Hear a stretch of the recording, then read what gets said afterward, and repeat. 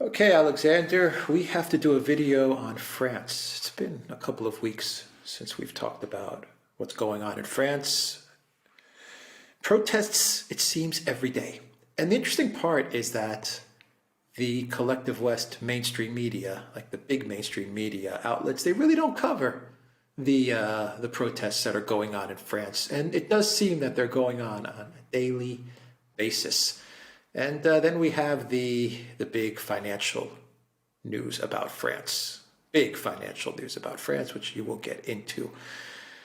Macron is in big trouble. And it seems like he doesn't care that much either. It's such a bizarre thing going on in France at the moment with the elite class in France and in Europe for that matter. What's the story in Well, France? there's a wonderful Greek word called stasis. Everything is at a stop. And I think this is where France is. Things are getting worse all the time. Macron got re-elected because he wasn't Marine Le Pen, and all the things were done to make him win. And Marine Le Pen was talked up into this, monstrous figure that people mustn't vote for under any circumstances. But he was never particularly popular. That's the important first thing to understand about Macron. And he was supposed to be the person who was going to carry out these huge reforms in France, but he's never really presented a coherent reform program to the French people, one that they can get behind and understand and support. Instead, he has tried to govern in this enormously autocratic, Jupiterian way, as he puts it himself, like Louis XIV or Napoleon or whatever. He makes these great decrees, and somehow the whole of France is supposed to click its heels and accept this.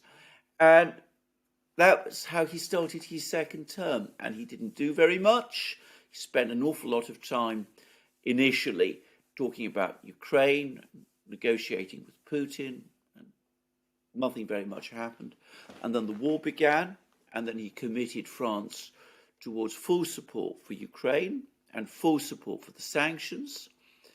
And eventually, as things in France began to deteriorate, and with Macron's party losing control of the French National Assembly, the left and the right outpolled his party to the point where his party lost its majority there. He came up with this pension plan, this pension reform plan, and that was very unpopular, and it didn't look like the Parliament would pass it. So he signed it in by decree, which was even more unpopular and even more controversial in France than the plan itself. And the Council of State rubber-stamped that decision, so it's now law. But the people of France are furious. The people in the Parliament are furious. He can't get legislation passed. He's lost the ability, in effect, to carry out any change in France itself. He no longer governs France. He administers it. His role is reduced to that of a big glorified administrator, because no proposal that he makes now is going to be accepted. And at the same time, the overall political situation is deteriorating. His decision, as I said, to pass this reform in this extraordinary way has triggered massive protests. As you rightly say, protests happen every day. Yesterday was the 1st of May. There were very big protests in France on the 1st of May. The police say 800,000 people protested. Others put it much higher. The unions say it was 2.5 million people. By the way, I think the unions are more likely right than the police, but if people want to disagree, that's fine.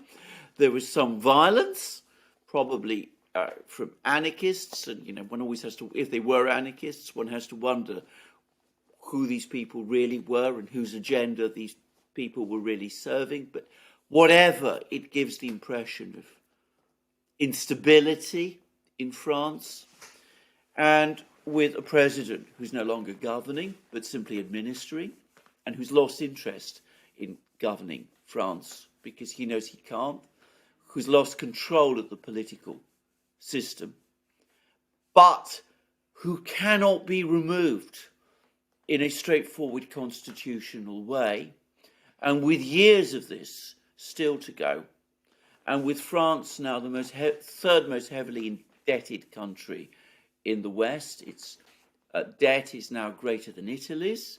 It's got a bigger economy than Italy's, GDP in GDP terms, but much of that debt is owed to overseas investors. There's a general loss of confidence, and France has now suffered a credit downgrade. I think it was Fitch downgraded it from its AAA status to, I think, AA minus or something like that.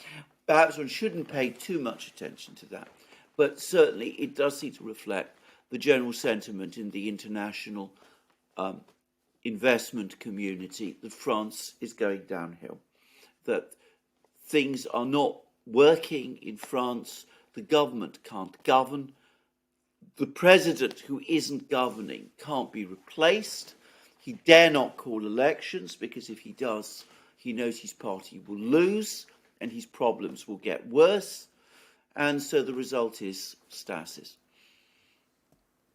Yeah, it is Fitch. Fitch cut France's debt rating to AA minus. Yeah. Which is terrible. Okay, so I mean, I think the main word that you said that I got out of everything you said was he's not interested, and I think that's right. I don't think Macron was ever really that interested in governing France. I think he wants to be the leader of something bigger in his mind.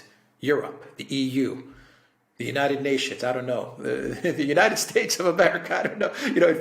In Macron's mind, France was just a stepping stone to something much bigger, and it just seems like Macron is just not interested. So why doesn't he just leave?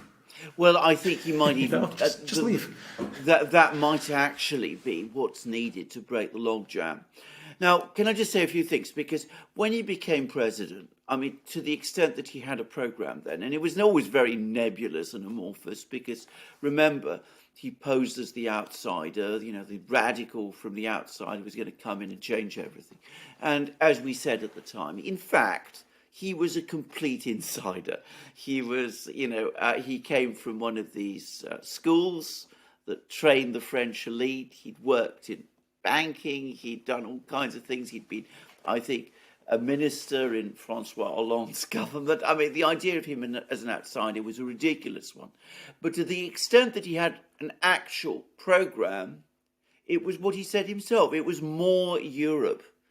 It was integrate France even more deeply in Europe, with France eventually assuming, or rather, he himself ultimately assuming, some kind of leading role in Europe. He was going to be not just the president of France, he was going to be the supreme leader of Europe as well, leading Europe, replacing Germany and all that. Well, it hasn't worked out that way. I mean, his political base is not strong enough. France isn't strong enough for that role.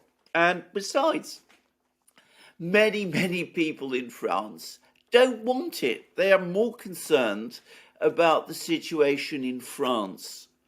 But he's not going to get his more Europe. He's been sidelined within Europe. The Germans don't particularly like him. His one real chance of a breakthrough came when Merkel left the scene. He was hoping, I think, that Armin Laschet, who was Merkel's preferred choice as her successor as Chancellor, would become German Chancellor. Laschet speaks French, was a friend, apparently, but of course he failed to win the election. He was a flop in the election campaign. He got Olaf Scholz instead. Macron doesn't get on particularly well with Scholz, it seems. Nobody does, by the way. So that didn't work out. And as you rightly said, so he hasn't got any part of his programme in place. More Europe has failed. Reform in France has failed. He's unpopular with the people of France. He doesn't seem interested in governing the country. he is incapable of governing the country. So logically, the best thing to do for himself and for France would be for him to go. Now, a couple of weeks ago, there were rumours that he was actually considering that possibility. He hasn't done it. Perhaps he should. Perhaps somebody should take him aside and suggest it to him. But of course, the worry that he has and the French elite have is that if Macron steps down and there were elections, I presume there would have to be elections at some point, the person who would win would be Le Pen, and they still don't want that. Yeah. Yeah, I think that was what the Chinese told Macron as well. That, you know, it's not working out the way you thought it was going to work out, Macron, when you first became president of France. But, you know, listen to us, align with us, take our advice, and we can, you know, make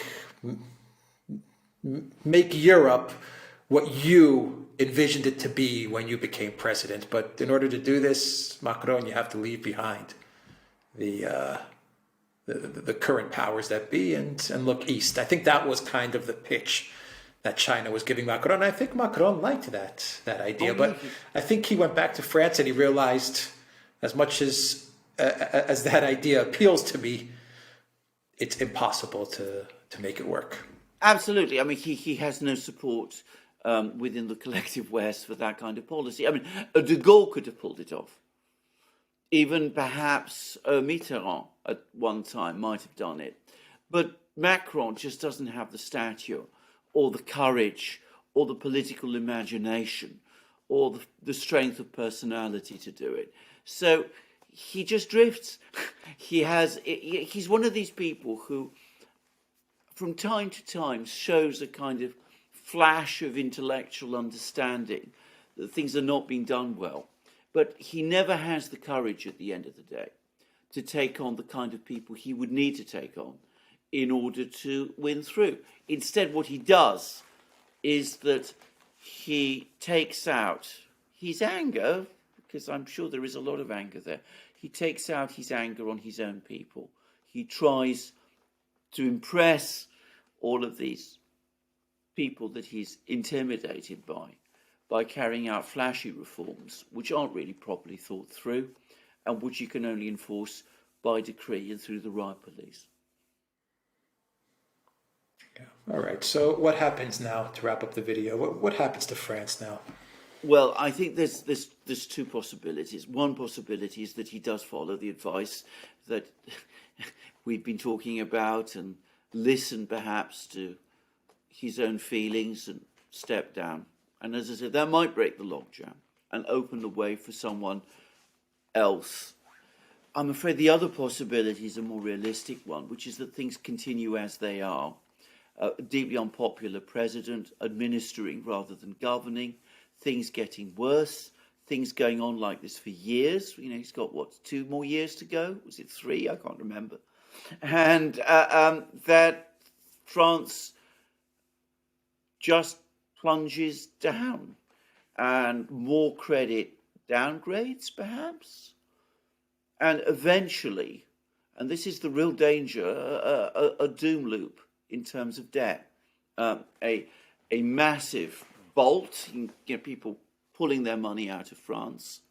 The country goes spiraling downwards. And of course, if that happens, then the effect on Europe is going to just be, it's going to be unimaginable. Yeah. Okay.